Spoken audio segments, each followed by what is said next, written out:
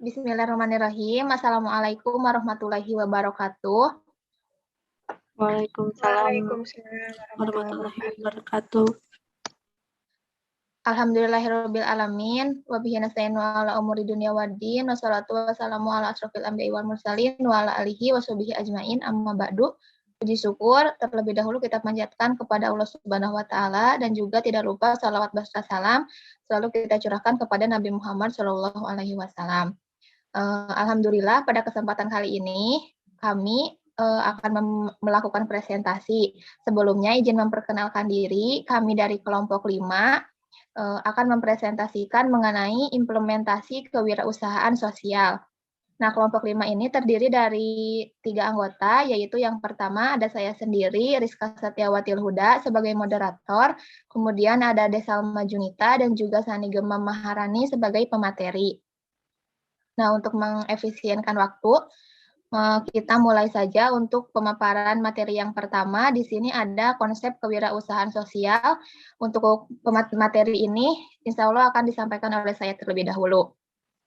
Nah, berbicara mengenai kewirausahaan sosial itu merupakan sebuah gerakan dengan nilai atau para wirausaha sosial itu bertindak sebagai agen perubahan dalam sektor sosial dengan misi sosial. Sehingga dapat kita katakan bahwa kewirausahaan sosial itu adalah sebuah usaha yang lebih bergerak di bidang sosial tanpa melihat keuntungan yang begitu besar gitu. Jadi konsep dari kewirausahaan sosial itu merupakan gerakan yang didorong atas dasar kemanusiaan untuk memberikan kesejahteraan atau kebermanfaatan bagi banyak orang dan sekaligus untuk mencukupi kehidupan dirinya sendiri. Boleh di next? Nah, dalam kewirausahaan sosial itu ada proses yang akan dilalui oleh seorang wirausaha tersebut. Di mana di sini kerangka kerja dari proses kewirausahaan sosial itu ada 3, yaitu yang pertama ada antecedent, yang mana di sini itu didorong oleh adanya motivasi sosial ataupun misi sosial, kemudian identifikasi peluang, kemudian ada akses permodalan atau funding, dan juga adanya banyaknya kuantitas. Nah, kemudian untuk proses yang kedua yaitu entrepreneurial orientation, yang mana di sini itu didorong oleh adanya keinovasian, keproaktifan, pengembalian resiko, potensi agresi dalam kompetisi, dan juga adanya otonomi. Nah, kemudian untuk proses yang terakhir dalam kewirausahaan sosial ini ada yang dinamakan outcomes, di mana pada outcomes ini yaitu adanya penciptaan nilai sosial, kemudian kesinambungan solusi, dan juga tingkat kepuasan pihak-pihak yang bersentuhan dengan proses kewirausahaan sosial yang telah dijalani oleh seorang wirausaha sosial tersebut. Boleh di next? Nah, di sini untuk penjelasannya yaitu yang pertama, tadi ada motivasi sosial atau misi sosial. Nah, misi sosial ini berfokus pada masalah sosial dasar yang mana masalah tersebut sudah bertahan lama serta berbagai kebutuhan umum seperti di sini contohnya ada kemiskinan, kelaparan, kemudian air yang tidak bersih, pengangguran, transportasi, pendidikan, hak asasi manusia, dan juga masih banyak yang lainnya yang mana masalah tersebut sudah timbul dan ada di lingkungan masyarakat gitu.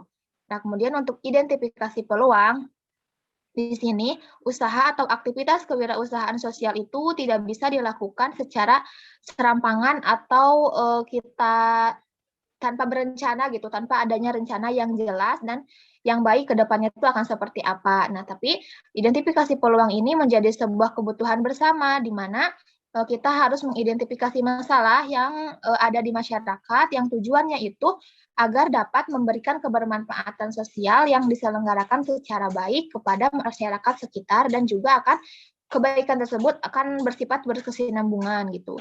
Kemudian untuk yang ketiga adalah akses permodalan atau funding.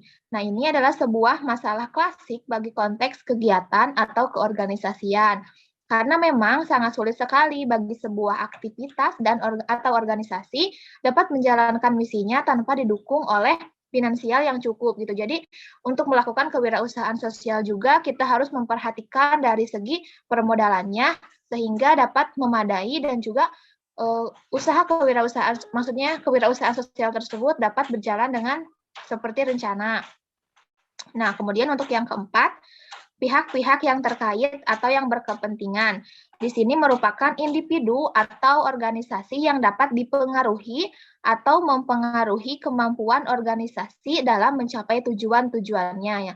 Atau juga disebut sebagai relasi gitu. Jadi dalam kewirausahaan sosial ini juga harus mempunyai relasi agar dapat mendukung berjalannya kegiatan kewirausahaan sosial tersebut. Boleh di next?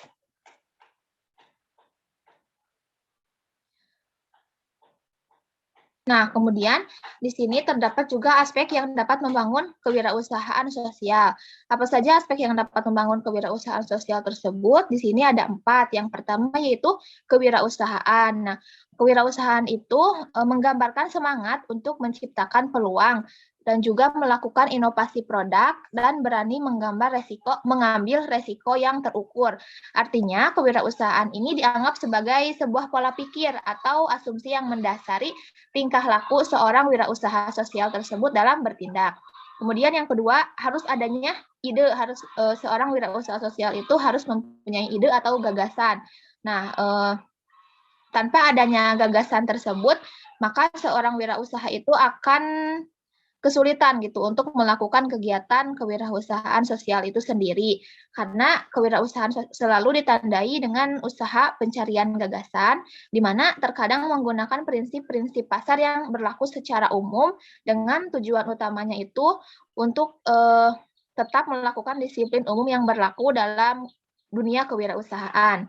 Nah, kemudian untuk yang ketiga adanya peluang atau kesempatan di sini merupakan terminologi yang paling membingungkan dalam pembelajaran kewirausahaan sosial. Karena memang peluangnya itu sulit untuk dilihat dan juga tidak mudah untuk dieksploitasi. Nah, upaya menemukan atau menggali peluang adalah tentang cara-cara baru atau berbeda dalam menciptakan atau mempertahankan nilai-nilai sosial yang sudah ada. Nah, kemudian untuk aspek yang membangun kewirausahaan sosial yang terakhir adalah organisasi, di mana organisasi ini merupakan wadah bagi gerakan kewirausahaan sosial dan juga pengikat bagi pihak-pihak yang terlibat dalam upaya mengembangkan dan membuat kesinambungan dari praktik kewirausahaan sosial itu sendiri. Nah, mungkin untuk pemaparan materi dari saya cukup sekian. Untuk materi selanjutnya akan dilanjut oleh Saudari Desalma Junita. Kepadanya saya persilahkan. Baik, terima kasih kepada moderator. Selanjutnya, materi mengenai social enterprise. Social enterprise merupakan sebuah lembaga atau institusi yang sekilas hampir sama dengan perusahaan atau organisasi bisnis biasa. Namun demikian memiliki titik tekan pada kebermanfaatan sosial. Social enterprise merupakan sebuah institusi yang menaungi kegiatan kewirausahaan sosial karena yang pada mulainya gerakan kewirausahaan sosial ini dimulai terlebih dahulu oleh tindakan atau aktivitas individu, seiring dengan berjalannya waktu, maka kegiatan tersebut akan semakin membesar lingkup maupun dinamikanya. Maka dari itu akan dibutuhkan sebuah institusi untuk menjadi payungnya. Adanya social enterprise ini juga diperlukan untuk membedakan dengan perusahaan atau organisasi biasa yang memang murni bergerak dengan tujuan mendapatkan untung sebesar-besarnya. Lalu selanjutnya ada karakteristik kewirausahaan sosial. Karakteristik kewirausahaan sosial ini dibagi menjadi 3, yaitu ada tujuan sosial, pendekatan enterprise, dan kepemilikan sosial. Untuk yang pertama ada tujuan sosial, yaitu untuk mencapai atau membuat dampak dan perubahan sosial atau mencegah kegagalan pasar. Yang kedua ada pendekatan enterprise, yaitu menggunakan teknik atau mesin bisnis, kewirausahaan, inovasi, pendekatan pasar, orientasi strategi, disiplin, dan determinasi dari bisnis profit. Yang terakhir ada kepemilikan sosial, yaitu fokusnya pada pelayanan barang dan jasa kepada publik. Berdasarkan uraian barusan, social enterprise merupakan sebuah lembaga atau institusi yang sekilas hampir sama dengan perusahaan atau organisasi bisnis biasa, namun memiliki titik tekan pada kebermanfaatan sosial selain lingkungan dan pribadinya. Selanjutnya ada dimensi sosial dari kewirausahaan sosial. Di sini ada 5 dimensi sosial. Yang pertama, memiliki tujuan atau target kebermanfaatan sosial dan eksplisit. Yang kedua, ada inisiatif dikeluarkan oleh sejumlah atau sekelompok warga masyarakat. Yang ketiga, ada pengambilan keputusan tidak didasarkan pada kepemilikan saham atau kapital. Yang keempat, terdapat gerakan partisipasi secara alamiah yang melibatkan orang-orang yang terkena atau terlibat dalam aktivitas. Yang kelima, ada distribusi keuntungan yang terbatas. Lalu cara aktivitas kewirausahaan sosial di masyarakat itu ada 2. Yang pertama ada aktivitas bisnis dengan tujuan sosial sebagai hal yang utama, di mana surplus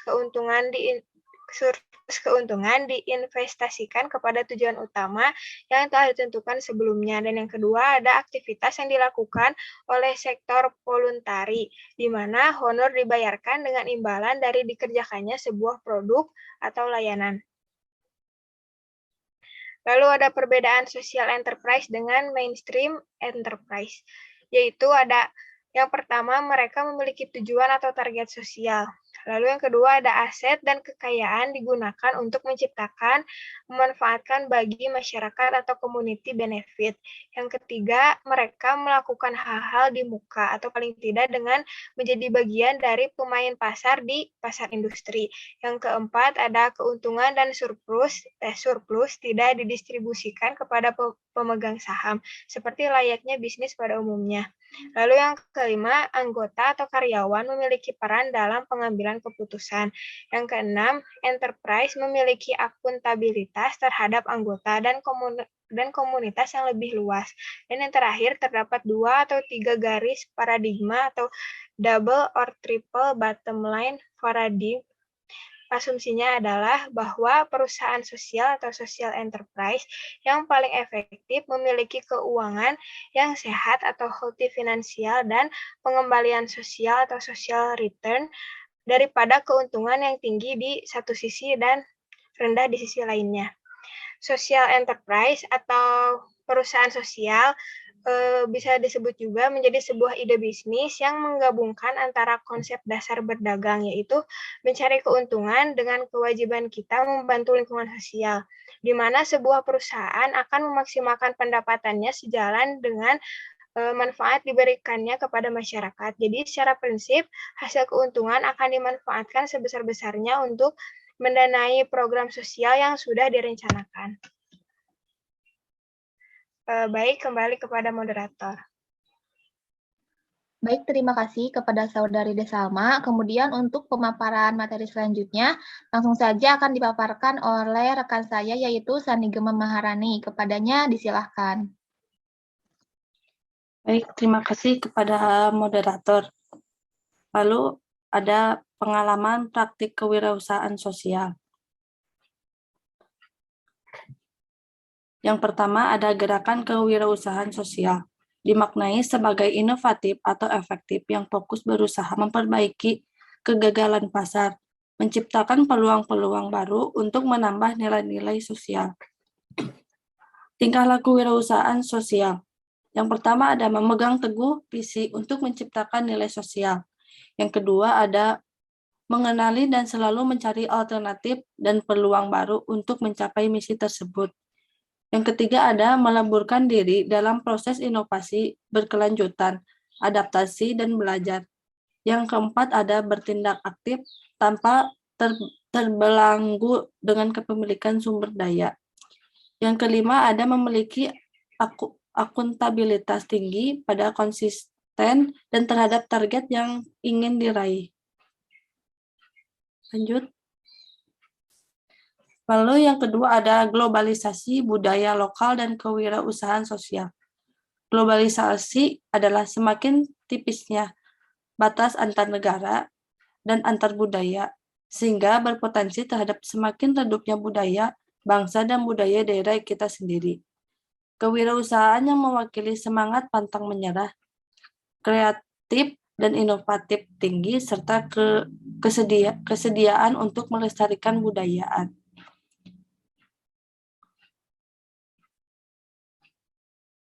Lalu yang ketiga ada kecerdasan apresiatif sebagai pola pikir dasar kewirausahaan sosial. Kemampuan untuk menghargai hal-hal positif yang ada di depan mata saat ini. Kecerdasan apresiatif adalah kemampuan untuk melihat jauh ke depan, memberikan terobosan baru, memberikan solusi dan arahan kegiatan saat ini yang akan bermanfaat pada hari ini dan masa depan, meski belum terlihat jelas atau besar pada saat ini. Lalu yang keempat ada potensi kewirausahaan sosial. Munculnya gerakan kewirausahaan sosial dapat dimaknai sebagai sebuah kondisi di mana masyarakat sudah ingin berperan menyelesaikan beragam masalah sosial di sekitarnya melalui apa yang dapat mereka lakukan. Dan yang terakhir ada figur wirausahaan sosial. Yang pertama ada Gamal Al bin Said sebagai pendiri klinik asuransi sampah. Yang kedua ada Al-Fatih Timur sebagai pendiri kitabisa.com. Yang ketiga ada Azalea Ayuning Tias, pendiri Duanyam. Yang keempat ada Agis Nur Aulia, pendiri Jawara Banten Farm. Yang terakhir ada Dea Valencia, pendiri Batik Kultur. Saya kembalikan lagi ke moderator. Baik, terima kasih rekan-rekan semuanya. Kita sudah sampai di penghujung pematerian. Alhamdulillah, pemaparan materi sudah selesai. Nah, jadi untuk kesimpulannya, adanya social enterprise itu yang mana sebagai wadah dari gerakan kewirausahaan sosial ini sebenarnya sama dengan business enterprise, tetapi yang membedakannya itu pada dimensinya saja. Kalau untuk social enterprise itu lebih dimensi kepada sosial, sedangkan untuk business enterprise itu memiliki dimensi pada ekonomi. Nah, jadi semakin banyaknya wirausaha sosial yang ada di muka bumi ini, maka permasalahan sosial yang tidak dapat ditangani oleh pemerintah secara langsung akan dapat tertangani sedikit demi sedikit gitu. Jadi dunia ini sangat membutuhkan orang-orang yang memiliki inovasi, kreatif, dan juga memiliki jiwa sosial yang tinggi untuk dapat memberikan perubahan-perubahan pada setiap permasalahan yang ada di lingkungan masyarakat sebagai dampak untuk memberikan kebermanfaatan bagi lingkungan sekitar dan juga pemenuhan kebutuhan pribadinya sendiri. Baik, terima kasih rekan-rekan. Akhir kalam, wassalamualaikum warahmatullahi wabarakatuh. Waalaikumsalam warahmatullahi Waalaikumsalam warahmatullahi wabarakatuh. wabarakatuh.